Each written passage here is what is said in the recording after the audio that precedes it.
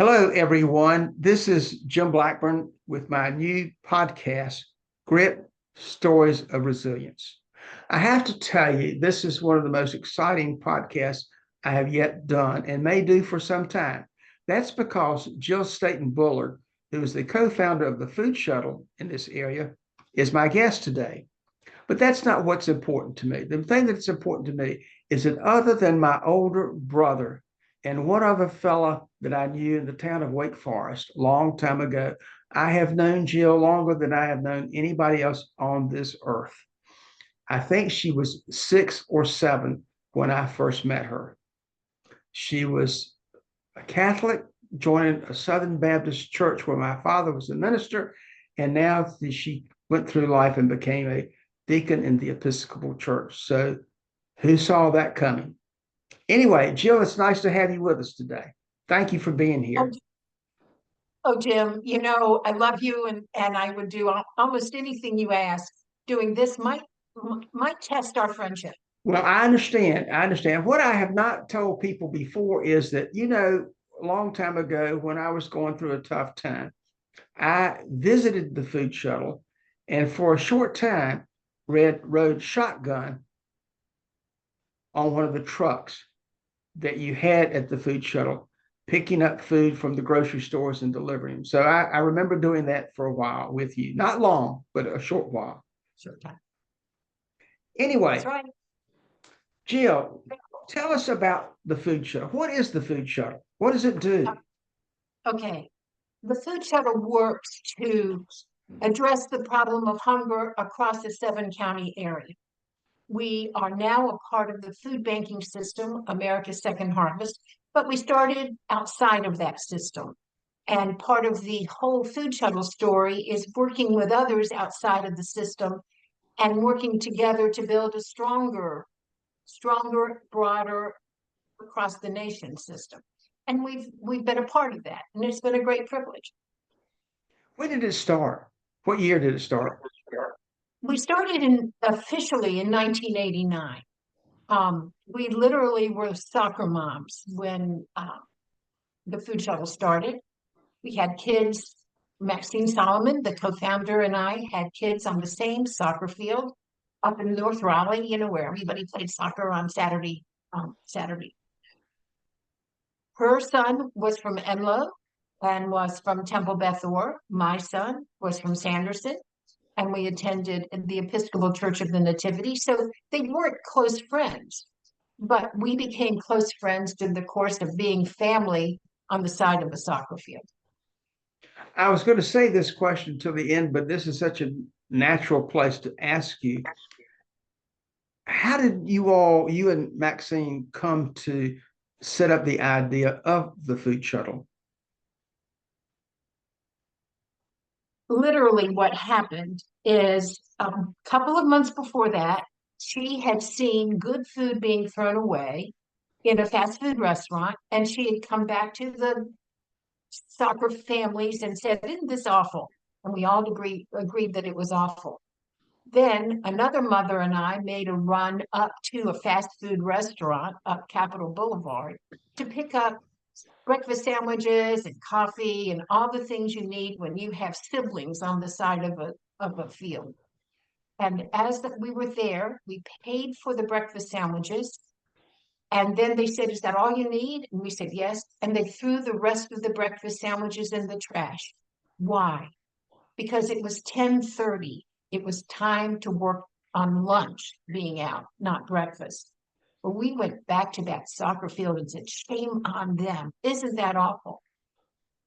Later that weekend, as I did the shame on them, I started to think, well, shame on us that we didn't buy the rest of the sandwiches, that we didn't say we'd take them and share them with other families who might not be able to afford breakfast on the field. Shame on us. And so the next day, I talked to my family about it.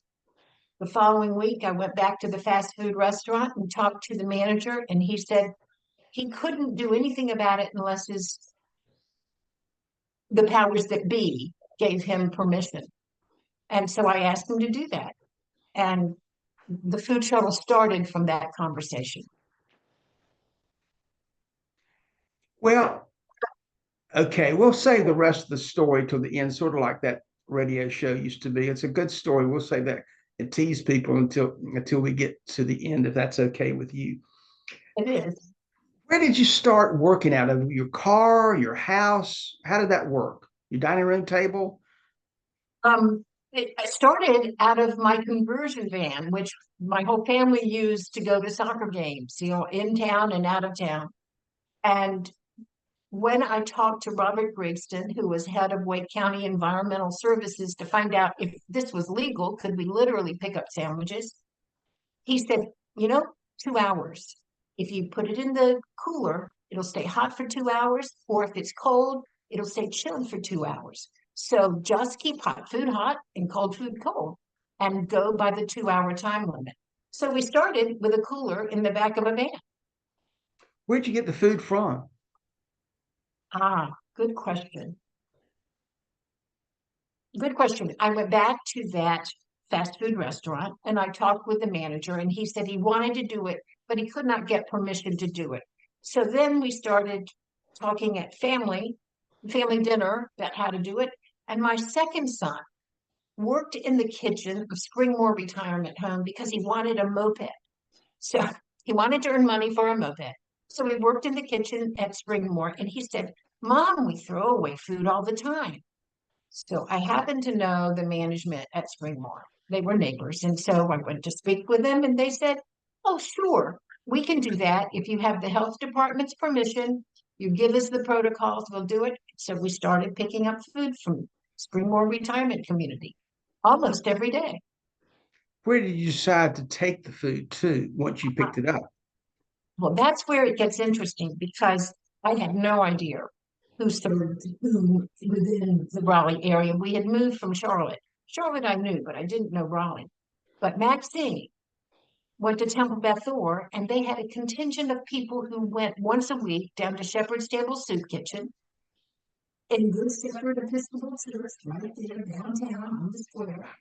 And Maxine said, we can do it at Shepherd's Table. So I literally took 7 sandwiches down to Shepherd's Table the first time, and they quartered them. I'm sorry, I took 11 sandwiches down, and they quartered them so there would be 44 people who got protein, not 11. And I thought, holy Nelly, think of all the places in this town who have good food that is being thrown away. It started as a stewardship issue, not a faith issue, not a belief issue. It started as stewardship. Good food shouldn't be thrown away when people were in need. It was that simple. How did you get the people to help you? Who did, besides you and Maxine and your kids, who did this? Well, that's an interesting question.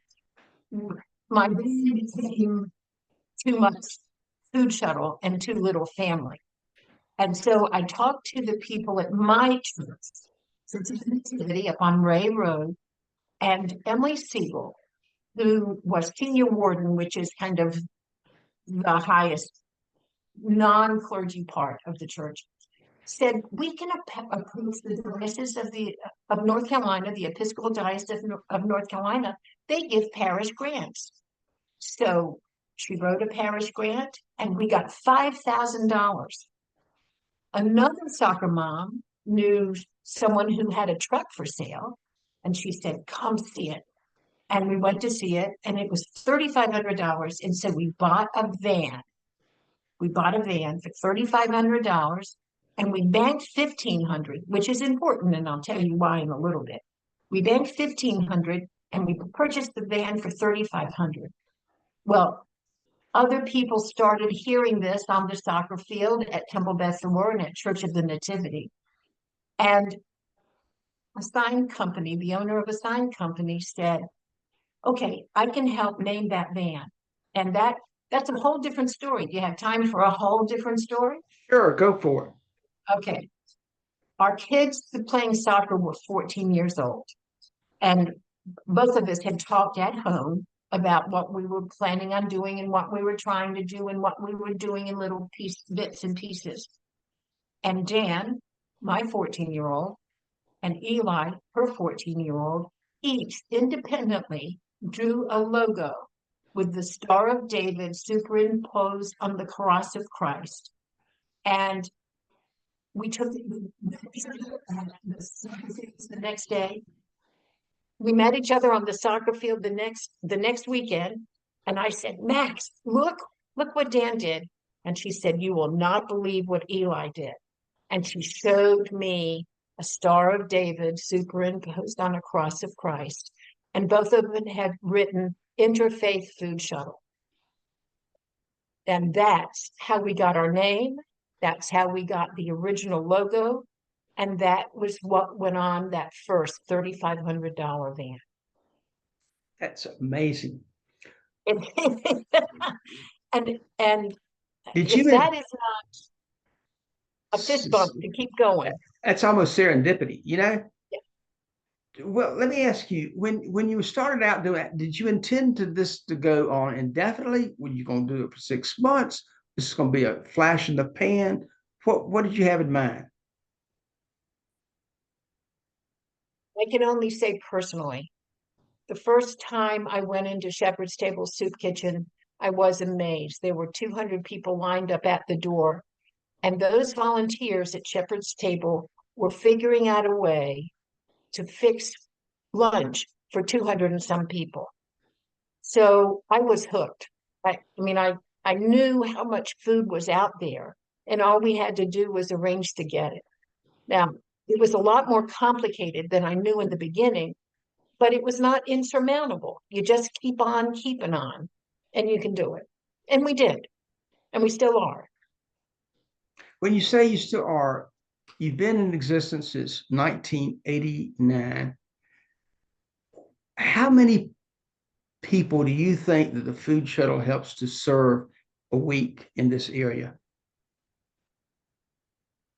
In the 7 counties a week, not in 1989, but now probably 40,000. That's a lot of food to a lot of A people. lot of people, a lot of people in a lot of different ways of doing it, through senior grocery bags, through soup kitchens and outreach pantries, through food distribution sites in Edgecombe and Nash counties. A lot of different ways. You have to figure out the best way to get food to the most people.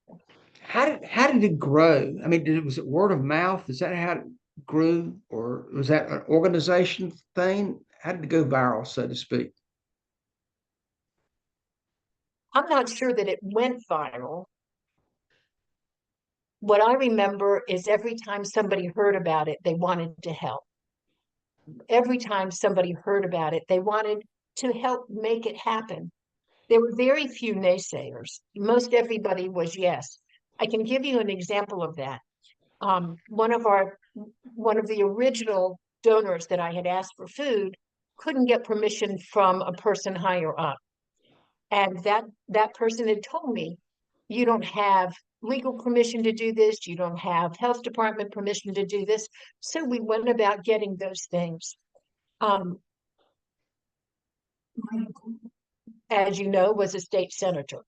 My uncle was a state senator. So when I went to say, what are the laws governing food donations in North Carolina, there was not a Good Samaritan law. So we started working the back rooms to get support to do it. Joe Hackney, who was from Orange County, was an attorney and I'm not sure he was head of the trial lawyers, but he was a member of the Trial Lawyers Association. And Joe said, there's a law against food donation because we have to keep everybody safe. And I asked him to come down to Shepherd's Table Soup Kitchen, which is right around Capitol Square. And Joe looked at the people in line and said, we'll fix the law. And they did fix the law. They created the Good Samaritan law that supports I'm saying this way too fast because there were attorneys who worked really hard to get that law changed. Ann McCall was one. They came out of Temple Bethor. They came out of Church of the Nativity. They worked really hard to write a good law. And in the end, the North Carolina statute for Good Samaritan was the basis for the national Good Sam law. It, it's Your uncle, amazing how God yeah, works. your uncle who helped you, where was he from? Stanford, And what was Bill, his name? Bill Staten, He was a state senator for a good while, wasn't he? a long time, a long time. I have a lot of wonderful stories about smoky back rooms and people telling me, "You're such a nice young woman, but this is a complicated issue." It was a different time in a different place. Right, right. This sort of became your life's work, at least for a good period of time, didn't it? Oh, 28 years. That's a long time. It was a good journey. I don't regret any part of it. You know who, there's a book, I think, called The Hero's Journey. And it talks about a person who has had a difficult time and decides to go away and comes back stronger and better than he or she was when they left. And it reminds me of your story of leaving Winston-Salem, where you grew up, going to other places in the United States, and then coming back to North Carolina, stronger and different and better than you were when you left Winston-Salem. Not that you weren't really good when you left Winston-Salem, but different. And so I think that you're a sort of a hero of your own journey. Who are some of the other heroes that you think in the food shuttle? The number one hero of this whole story is Emily Siegel from Church of the Nativity. Emily not only got the parish grant for $5,000, but she said to me, "You're spending too much time doing this. You're doing this 6 days a week. You need a day off. Let me get some people to give you a day off." And she arranged Saturdays so I could be with my kids on Saturdays. And then she and her food shuttle truck partner, Jack Bush, did 2 days a week. So I would have a day off with my kids. And if it were not for Emily Siegel, it would have been me and the boys on a truck doing doing this. Emily she got Karen Wright out from WRAL involved. Karen brought Walty Rasulula, Walty brought Paul Pope brought Clarence Williams. It was everyone asking somebody to come join, or somebody saying, "I hear you're at Interfaith Food Show. I hear you're feeding people. What can I do?" And it was a groundswell of people coming forward to help. There came a time, as I recall, when you were having board meetings for the food shuttle, and you met in the office of the Commissioner of Agriculture in North Carolina, Jim Graham. And how did that happen? Did you know Jim Graham? Um, Fortunately, Jim Graham knew me. Commissioner Graham was on our original board when we put together a board, and he knew me because he refereed with my father. You're fading in and out a little bit. See if you can say that a Okay, little closer. sorry. Commissioner Graham and my dad were referees together of college football games outside of the ACC because they were each ACC graduates. They couldn't referee ACC games. And so they refereed on Friday nights, other games in other places. So Commissioner Graham had known me or known of me most of my life. But when he found out that I needed his permission to do this, he said, "Oh, Jill, we're moving the State Farmers Market from up Capitol Boulevard down to Lake Wheeler Road. I want you to recover food from there." And I very innocently said, of course we'll do that, sir." And so we went from moving 600 to 800 pounds of food a day to moving 15 to 20,000 pounds of food a day. And it was all fresh produce that had to be distributed immediately, which changed our whole model. You have to figure out how to work that out. So we did. So for a period of time, Commissioner Graham was godfather. He was the godfather of the movement. That's amazing. Today, you say you're in 7 counties. What are the counties that you're in? Orange, Durham, Wake, Nash, Edgecombe, Chatham, Johnson. Do you think you will get larger, or is that the extent of it, or do you know? I am no longer at the helm. So that's really up to the board and Ron Pringle, the new CEO, who was fabulous, who came out of Charleston, the food bank in Charleston and the food bank in Fayetteville. And he knows both food banking and what we would term food rescue, how to move perishable food quickly. The issue of hunger in North Carolina, is there an issue of hunger in this state? Oh, of course there is. Of course there is. In the beginning, the issue was access and the ability to purchase.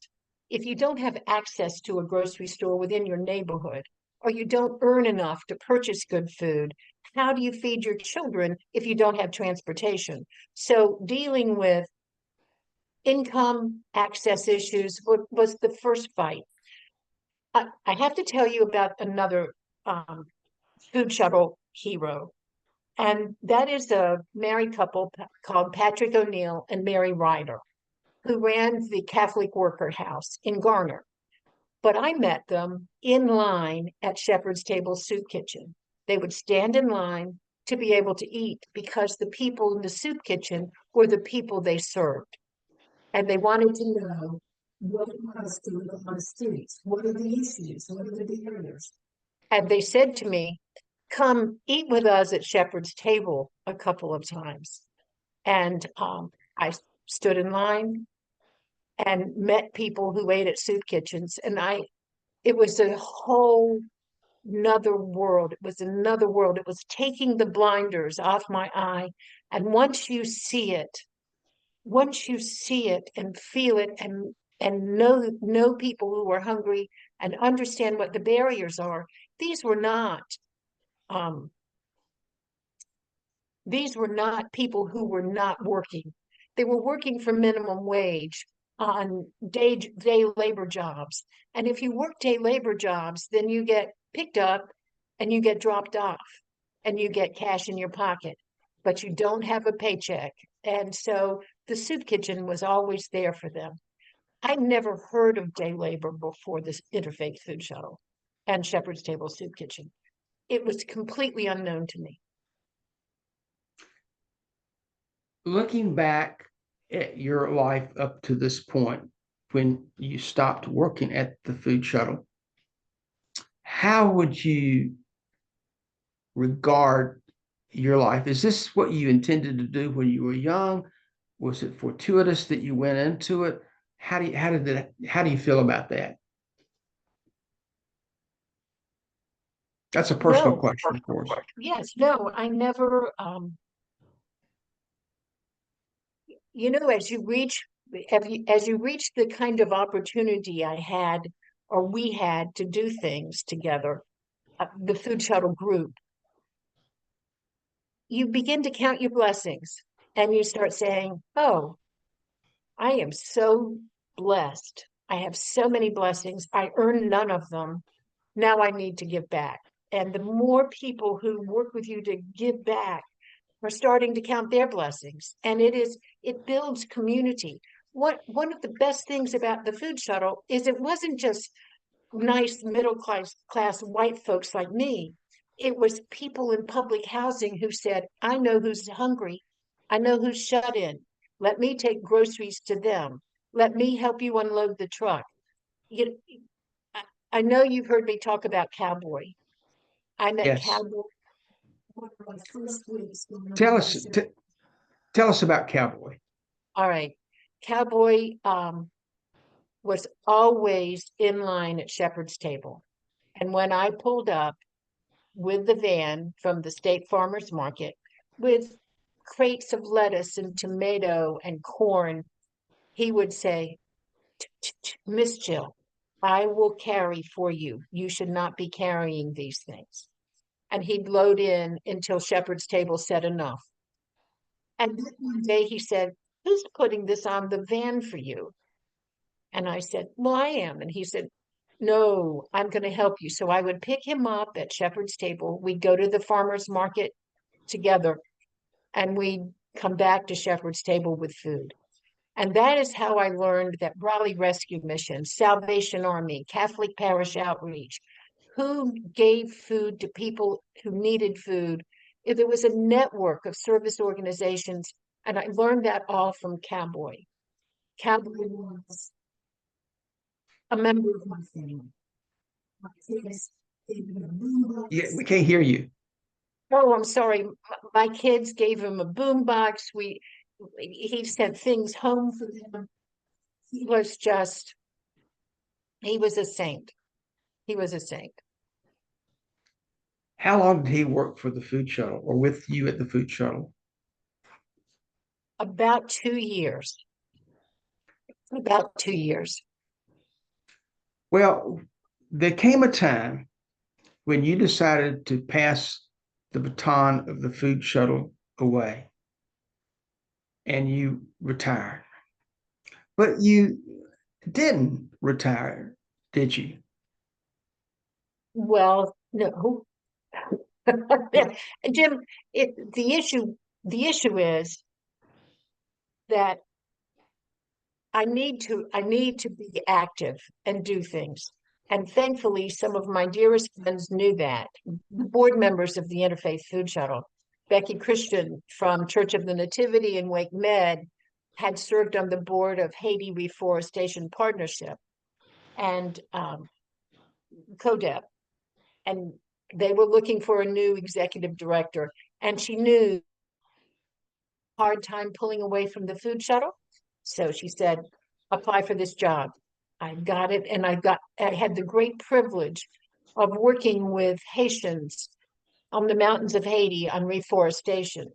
As they grew food, they were planting trees to solidify the soil and to keep the runoff. It was magical. And what they really needed me to do was the administrative US things, make sure had done all the, checked all the boxes to be was the easy part. But I So was you, blessed to be able to go down. so you lived and worked in Haiti for a time, didn't you? I would go down for a couple of days every other week. Yes, I'd spend a week here and a week there. And not content to plant trees and food in Haiti after 28 years of the food shuttle, you get active in the Episcopal Church. No, really. I was ordained in 2008 while I was still at the food shuttle. I left the food shuttle in 2017. I was ordained in 2008 and did both. I served St. Philip's Episcopal Church in downtown Durham part-time and did the food shuttle full-time. And it was wonderful. What did you do with the Episcopal Church? I know you were a deacon at the church. What did you do? A deacon at the church is an ordained position. It is working on outreach. It is working on inreach. My job was really taking care of the seniors. They had the year before called a young priest who was younger than some of my kids, and Bishop Curry, who was the diocesan bishop here in North Carolina at that time, said, I need you at that church. He will be wonderful, but most of the people are your age, Jill. And they became part of my heart and part of my family. As they are now. In looking back on what you've done as an adult, helping people. Are you optimistic for the next few years? Are you pessimistic? Are you hopeful? What would you say to people?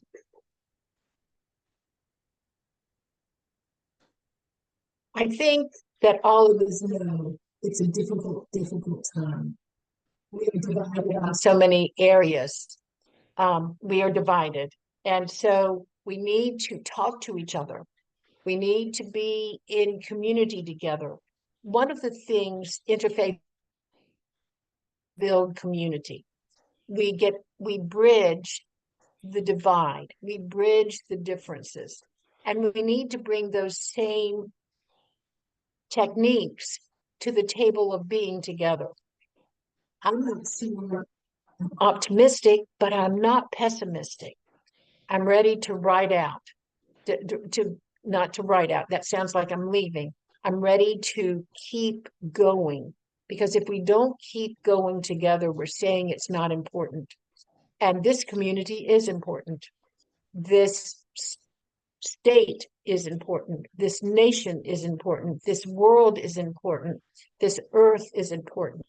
So a lot of my work now is around care of creation, because we have to have clean water. We have to have good soil. And there are so many layers of people working on that just within the triangle area that I am heartened. I really am heartened. Finally, let me ask this to a person who is listening to you now and learning of your work at the Food Shuttle and wants to contribute in some way, either by money, a gift, or in person, just helping. What should that person do? Go to foodshuttle.org, www.foodshuttle.org, or join Triangle Interfaith Alliance or Triangle Interfaith Creation Care. Or go down to Shepherd's Table Soup Kitchen and help serve people in need. There are 1,000 ways to lend a hand in this area. That's really good. Jill, thank you so much for today. I hope you've enjoyed it. I could go on and on. I have a list of people I can tell you about, and the I'm list certain. is several pages long. Good. Thank you so much. I appreciate more than you know for doing this with me. And I want to say to everyone else, thank you for listening to Jill Staten Bullard. I've known her for a long time. I knew her parents and her family in Winston-Salem. And she has led what we call in this particular podcast a consequential life, something that we should all aspire to do. Thanks so much for listening to this podcast. And I hope you will tune in every Monday on Grit Stories of Resilience. And when you listen to this after it's through, click the follow button. If you click the follow button, two things happen. Both are good. It doesn't cost you any money. One, it helps me get more followers. So eventually I will get advertising to keep this podcast going. And secondly, on every Monday, when you click follow, the podcast will come automatically to you. Thanks so much.